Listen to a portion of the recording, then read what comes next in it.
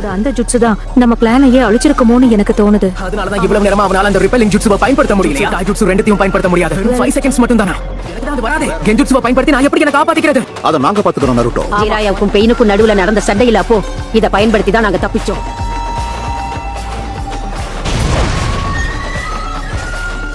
மறுபடியும் all mighty push.